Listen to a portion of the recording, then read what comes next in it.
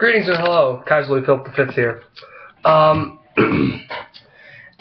I tried to make a video earlier this week, didn't work out simply because I just had some technical difficulties, and I don't have a lot of time right now, actually, either, but, because as you see I'm kind of dressed nicely, I'm on my way to go hang out with some friends, and well, I've just been dealing with something a lot recently across my pages and in my personal life that's been causing me quite a lot of vexation, and it's the resurgence of race nationalism.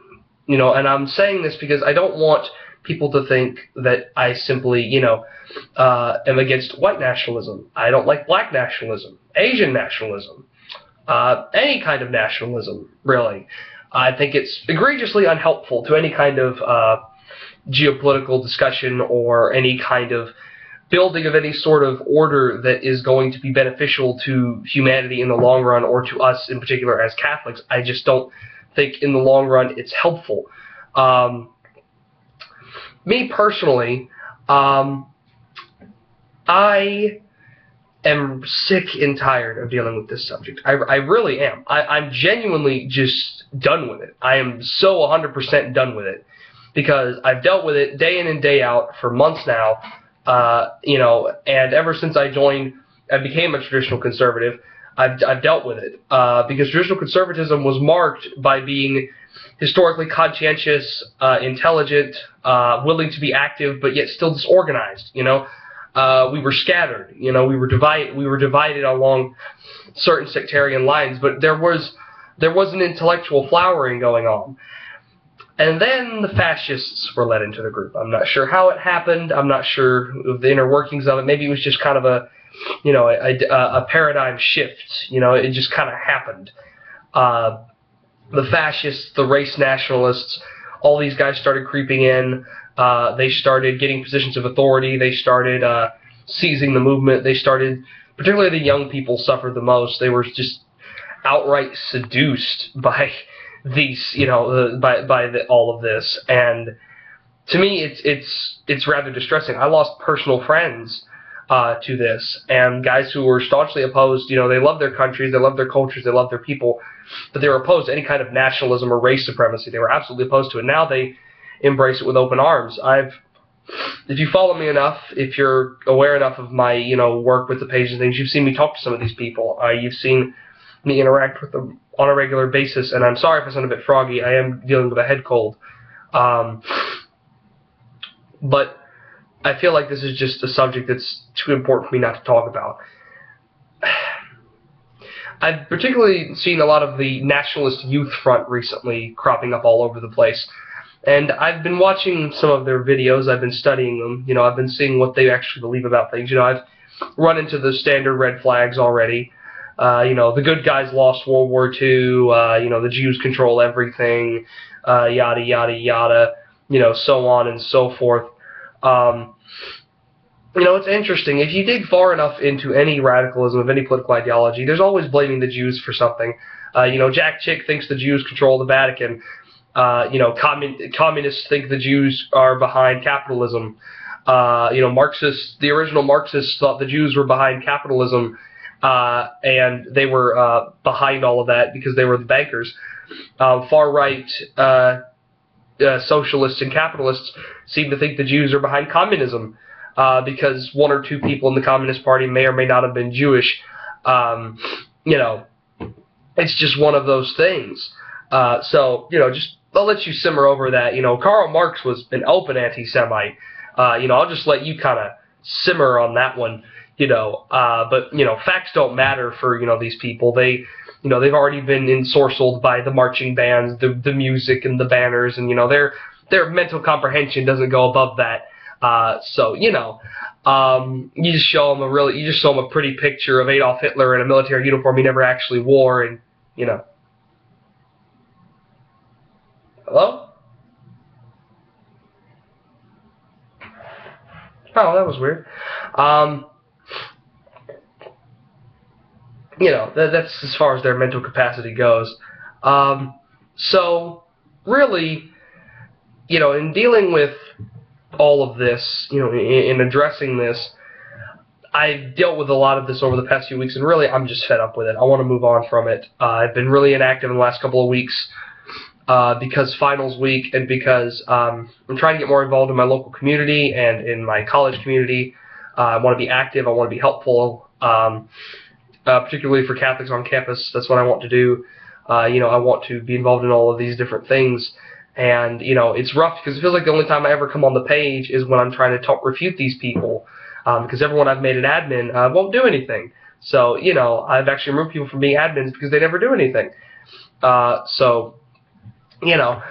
just continually frustrated with, all of this in front of me and watching all of this. And, I'm just going to, right now, talk about some of the problems with race nationalism and some of its flaws. I'm not going to attack this from a religious or a moral standpoint, because I find, even though religion is a central part of what the NSIR is, I feel like when you're talking to people who don't ascribe to your theology in the first place, and they're not open to it at all, it's rather unhelpful. It's more useful to use philosophy that is influenced by this, religious and spiritual thinking, than it is to, labor on religious points and aphorisms when they don't put any stock in it. You got to pick and choose what to say, to wake people up, as Mr. Angelo What's-His-Face likes to say. By the way, I just want to say that, Chairman of White Nationalist, do you think you look cool to me with your you think you look cool to me with your Marine Corps uniform in the background? Now, as far as I'm concerned, you're a disgrace to that uniform, because, you see, here's the thing that I've always liked about the U.S. military, and before you tell me I don't know anything about the U.S. military, which I'm sure many people will, I have multiple family members who are Vietnam veterans, veterans of campaigns in Afghanistan and Iraq, everything from the Navy to Special Forces. I'm very close with all of them, and I've learned a lot from them about, various things. I know racism exists in the military. I know it's very prominent, and it goes unchecked in some places, but I've also admired how, the military can bring people together. It's a real amazing thing with the U.S. military, how different people from different backgrounds can come together and work together on a mission and get things done. That's something that's always impressed me about it. So the fact that you would propagate something that is antithetical, to me at least, to what the U.S. military means and is, seems rather like it's a disgrace to it to me. That's just how I feel personally. Because, I mean, really, this will get to the point of why, these problems I have with race nationalism, their principal weaknesses. The first would be, you establish a society, a nation, where your race is superior and supreme and has all the legal rights or whatever. So now what? Now what? What are you going to do now? Well, assuming you still have some minority groups in your nation, how are you going to deal with them? When they eventually become tired of being second-class citizens, what's your answer? You go to oppress them by force? Yeah, that's worked a lot. Are you going to, try and offer some kind of naturalization program for them to become proper full citizens? But that, that taints the gene pool. That causes a lot of complications, doesn't it? So, what are you going to do with them? What is their ultimate fate? Genocide, death, slaves?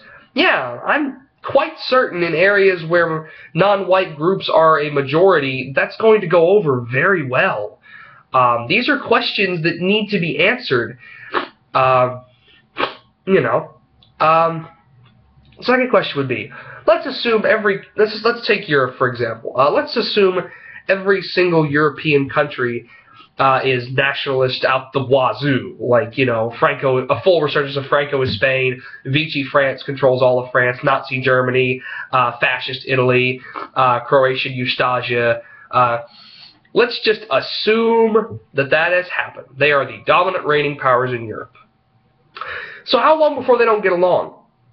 Because, see, this doesn't fix any of the territorial or resource problems that go along with this kind of thing. For example, France, what we call now France and Germany, have been fighting over that strip of land that we would know as the Western Front literally since barbarian times. The tribes have been fighting over that border forever. Why?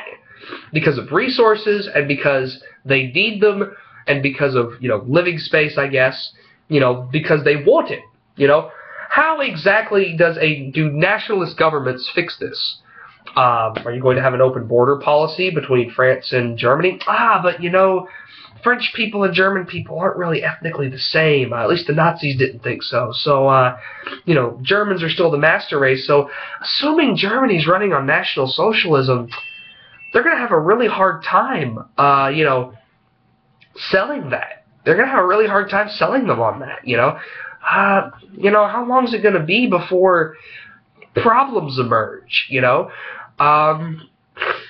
Another example is, the ultimate hegemony of Germany. Germany is in a position where they could either, historically, they could either be awful or they could become politically superior because all land trade ultimately has to go through them. Italy, of course, is a moneymaker waiting to happen. History has told us this. So here's the question. What happens when one or two of these groups becomes more powerful than the other? What happens when they start competing for trade? What happens when, someone ultimately asks the questions, why should Italians be lorded over by the Germans? Why should Germans be lorded over by Italians? These are questions that ultimately will emerge if this thinking is carried to its full logical extent, because really when you get down to it, race may not be a social construct, as ethnicities may not be a social construct, but white and black are really new ideas. Taking all the races and going either white, black, Asian, this is a really new idea. I mean, this idea, this language has roots in only about the 1800s and the 1700s. This is where this thinking begins with the Enlightenment. You guys really hate the French Revolution, right? Or am I wrong? Is that just TradCon? Voltaire and everybody, they were real big on the whole race thing. They really, Voltaire compared Negroes to dogs. I mean, and he uses the term Negro. He says something along the lines of, I just read the quote. He compares black people to dogs. And he compares white people to dogs as well, but he calls them, a purebred. He accuses the blacks of being stupid and ignorant and, simple. He accuses them of being direct descendants of monkeys, and not in a scientific way, in more of an insulting kind of way.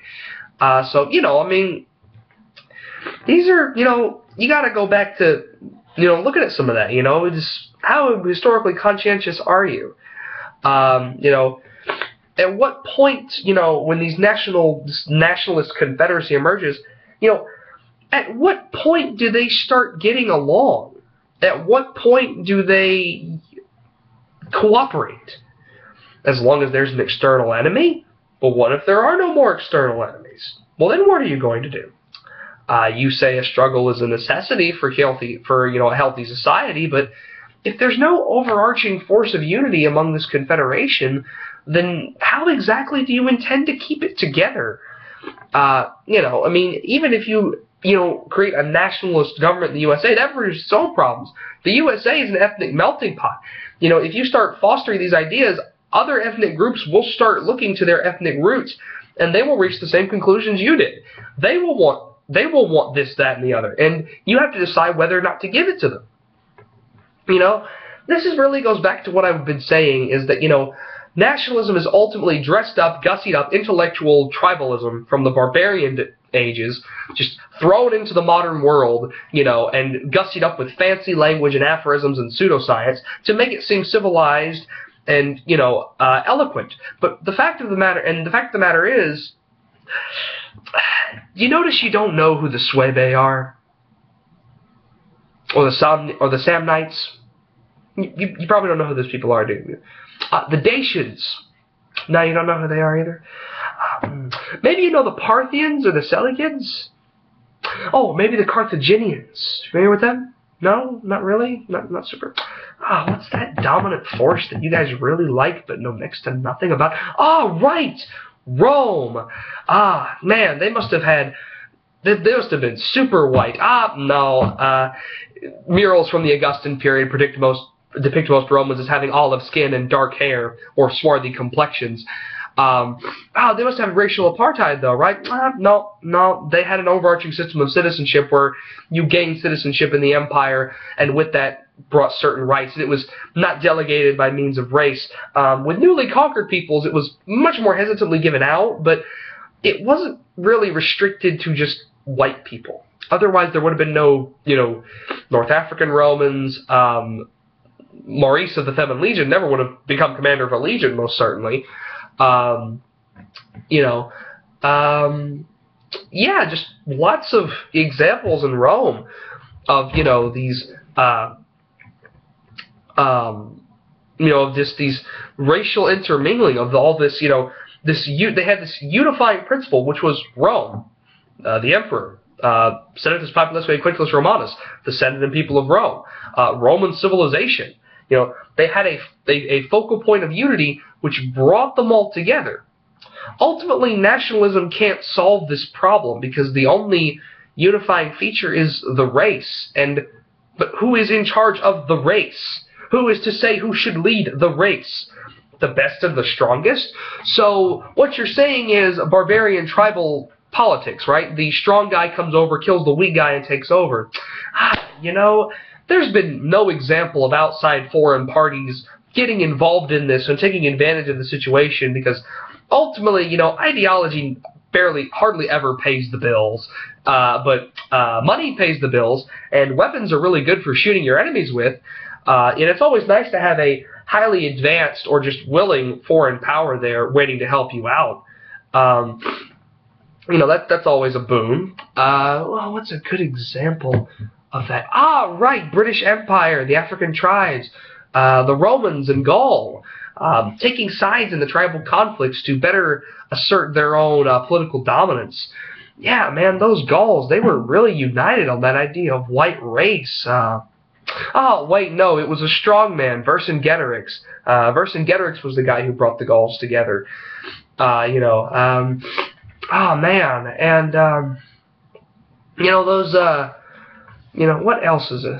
else is a really good example of supposedly this white nationalism? Right, pan-European white nationalism.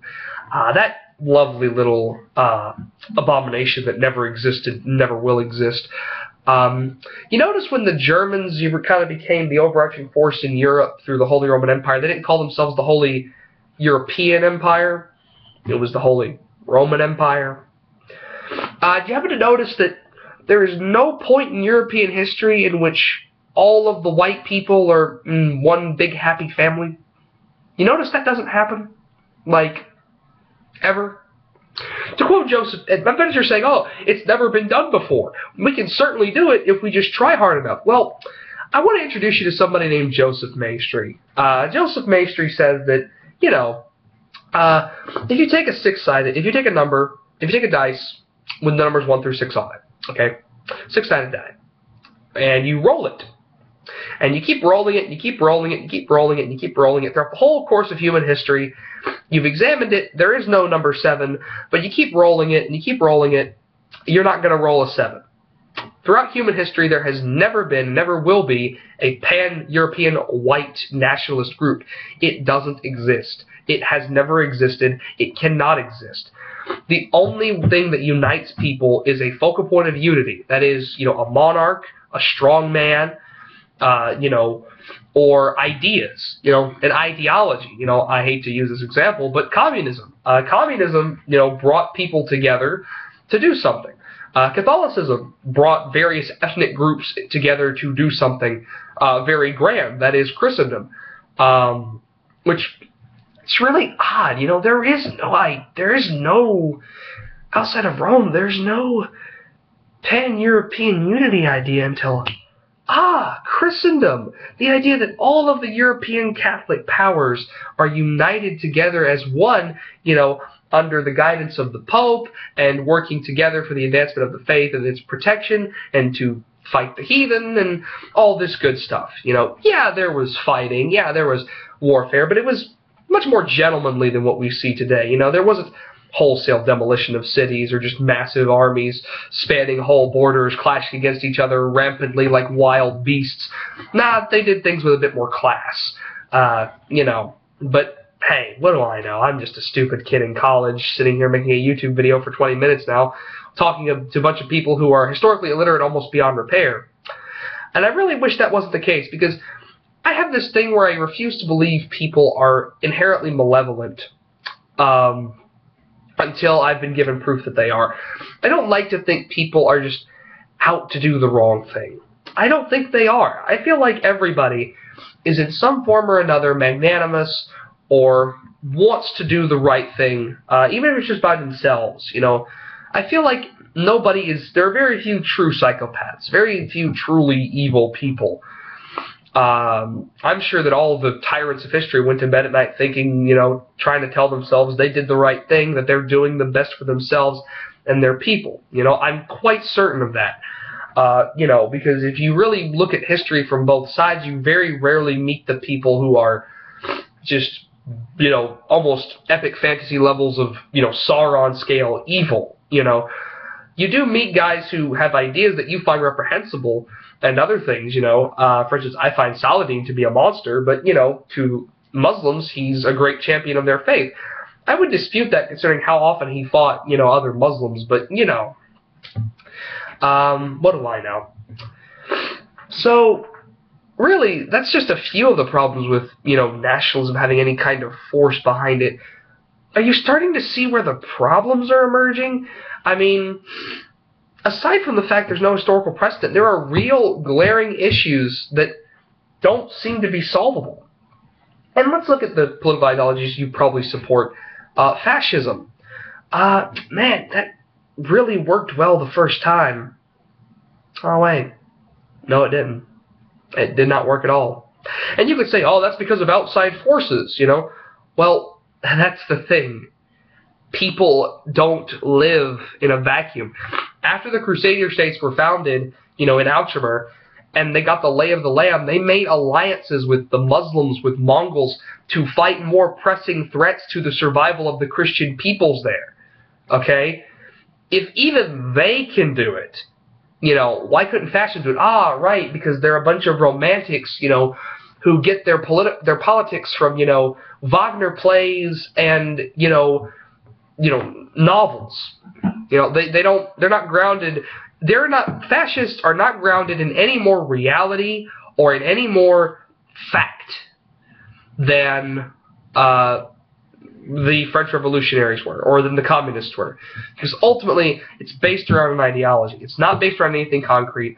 It's not based on anything divine or anything like that. It's based around human reason. And the worst part about it is it's human reason that can't admit its system doesn't work or needs tweaking. Okay? The fact of the matter is, people, these ideologies don't work. They don't function. I'm sick of them being so pervasive among people because they're bitter and they don't know what else to do. Which is why I'm busting my butt day and night to make the NSIR a thing. Trying to get more, you know, connections in real life. Trying to meet people. Trying to get people interested. Trying to preach it to people. You know, I'm trying to do that. You know, because, you know, you yourself listening to this may not be Catholic, which I would encourage you to become Catholic. But the fact is, let's just look at this from a practical standpoint. Catholicism built and preserved Western civilization. If you love Western civilization, then I have to simply ask, why not Catholicism? Because even if you say, well, I'm a Protestant, or, you know, I'm a pagan, well, you know, Widukind willingly converted to Catholicism. I mean, I would hope if you're a pagan of any kind of North stripe, you know who Widukind is, right? I mean, you know who Widukind is, right? Well, Google him sometime. Fascinating life story. And the hagiography surrounding him is very interesting. You know, Protestants, I mean, yeah, they're doing real great, aren't they? You know, aside from destroying the political overarching unity of Christendom and opening a whole, you know, can of worms or Pandora's box on the human race, yeah, they're doing really well, aren't they? Yeah. You see how you just start dissecting this, you just start thinking about it. You separate yourself from the emotions of it. You separate yourself from all of that. And you just start thinking. And you just realize this doesn't work. Believe it or not, I've given a look into white nationalism at one point in my life and all these other ideas, because there was a point in my life where I was very much adrift. And I was looking for things. And quite frankly, among the pile of things that didn't add up, race nationalism was one of them. It just didn't add up to me.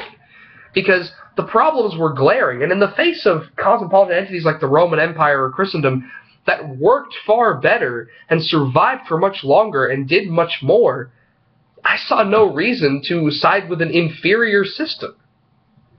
So, in closing, I would encourage you, maybe you have some points you would like to bring up to me that you think would change my mind or something. I mean, I'm open to that. Just if you start acting like a blithering madman, expect me to treat you like one. I'm open to discussion, as long as it's not inflammatory or, clearly dead end. However, the only thing I'm opposed to is, attacking the Catholic religion. You're not going to get anywhere with that with me. So what I'm trying to say here is, I ask you to seriously consider what exactly this whole movement is going to get us. What exactly will it accomplish? These arguments don't simply just apply to white nationalism either. They apply to black nationalism. They apply to Asian nationalism. They apply to any kind of race nationalism out there. I am all for the preservation of ethnic heritage and culture, okay? But, saber rattling, using it to saber rattle and to vaunt some kind of supremacy and to extol some idea that has never existed, or to, attack other people with, it's unproductive, and you're destroying allies where you could otherwise have them. So basically, the thing I want to say in closing, people, is just think.